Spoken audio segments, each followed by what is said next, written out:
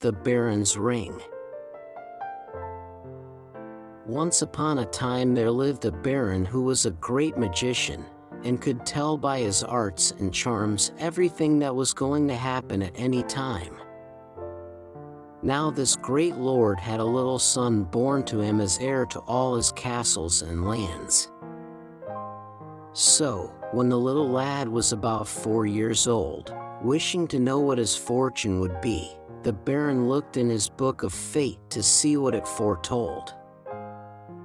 And, lo and behold, it was written that this much-loved, much-prized heir to all the great lands and castles was to marry a low-born maiden. So the baron was dismayed, and set to work by more arts and charms to discover if this maiden were already born, and if so, where she lived. And he found out that she had just been born in a very poor house, where the poor parents already had 5 children. So he called for his horse and rode far away, until he came to the poor man's house, and there he found the poor man sitting at his doorstep very sad and doleful. "What is the matter, my friend?" asked he, and the poor man replied, "May it please your honor, a little lass has just been born to our house, and we have 5 children already. And where the bread is to come from to fill the 6th mouth, we know not."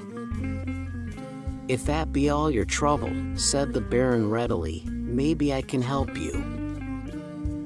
So don't be downhearted.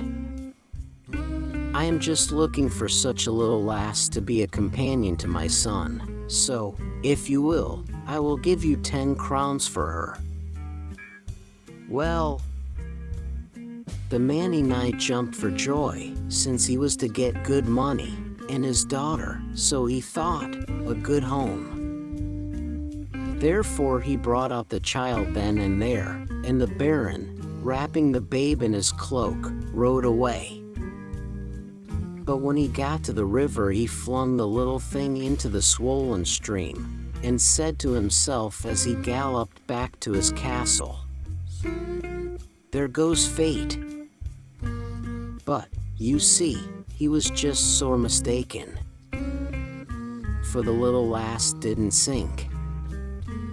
The stream was very swift, and her long clothes kept her up till she caught in a snag just opposite a fisherman, who was mending his nets. Now the fisherman and his wife had no children, and they were just longing for a baby. So when the good man saw the little lass he was overcome with joy, and took her home to his wife, who received her with open arms. And there she grew up, the apple of their eyes, into the most beautiful maiden that ever was seen. Now, when she was about 15 years of age, it so happened that the baron and his friends went a-hunting along the banks of the river and stopped to get a drink of water at the fisherman's hut. And who should bring the water out but, as they thought, the fisherman's daughter.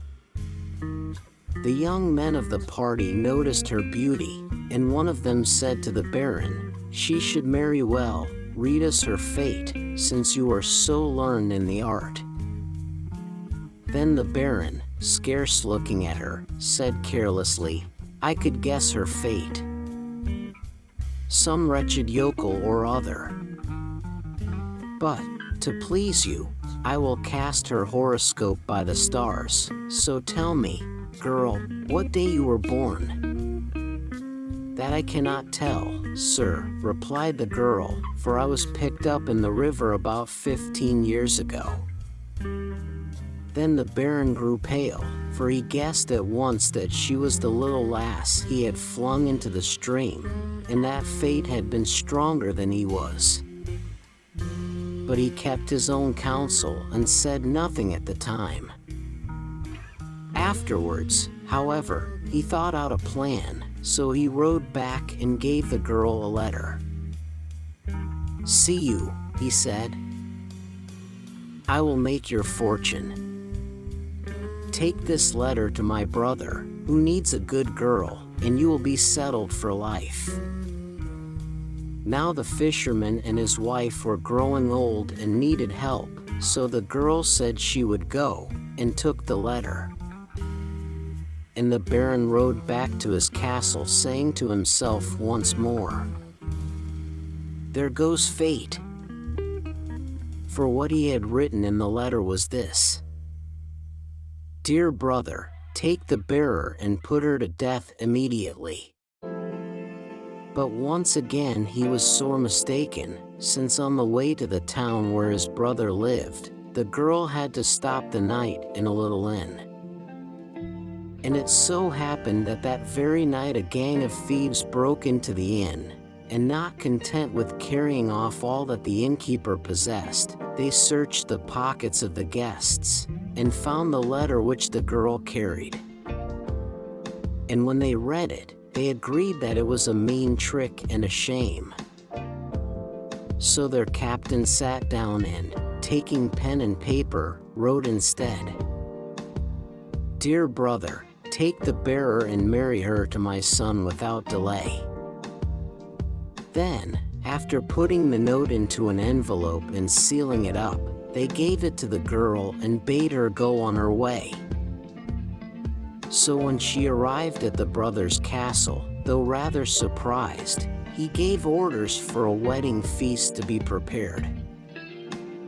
And the Baron's son, who was staying with his uncle, seeing the girl's great beauty, was not unwilling, so they were fast wedded.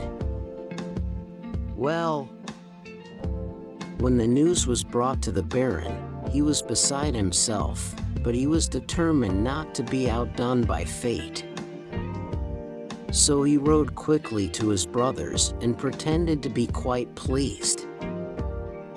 And then one day, when no one was near, he asked the young bride to come for a walk with him, and when they were close to some cliffs, seized hold of her, and was for throwing her over into the sea.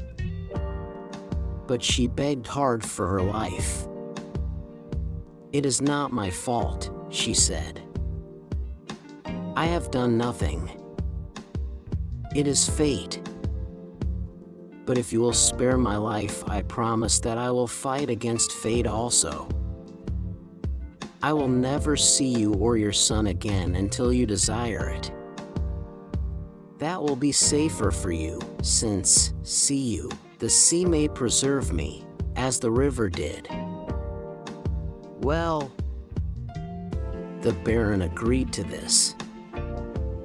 So he took off his gold ring from his finger and flung it over the cliffs into the sea and said, "Never dare to show me your face again till you can show me that ring likewise." And with that he let her go. Well, the girl wandered on, and she wandered on, until she came to a nobleman's castle, and there, as they needed a kitchen girl, she took work. Now one day, as she was cleaning a big fish, she looked out of the kitchen window, and who should she see driving up to dinner but the Baron and his young son, her husband.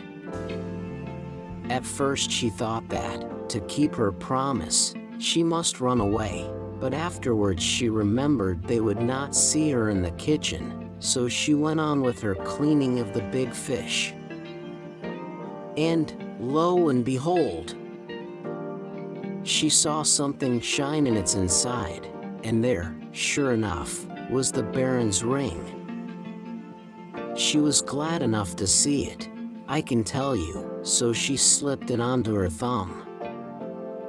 But she went on with her work, and dressed the fish as nicely as ever she could, and served it up as pretty as may be, with parsley sauce and butter. Well, when it came to table the guests liked it so well that they asked the host who cooked it. And he called to his servants, "Send up the cook who cooked that fine fish, that she may get her reward." Well, when the girl heard she was wanted, she made herself ready, and with the gold ring on her thumb, went boldly into the dining hall. And all the guests, when they saw her, were struck dumb by her wonderful beauty. And the young husband started up gladly, but the Baron, recognizing her, jumped up angrily and looked as if he would kill her. So, without one word, the girl held up her hand before his face, and the gold ring shone and glittered on it, and she went straight up to the Baron, and laid her hand with the ring on it before him on the table. Then the Baron understood that fate had been too strong for him, so he took her by the hand, and, placing her beside him, turned to the guests and said, "This is my son's wife. Let us drink a toast in her honor." And after dinner he took her and his son home to his castle, where they all lived as happy as could be forever afterwards.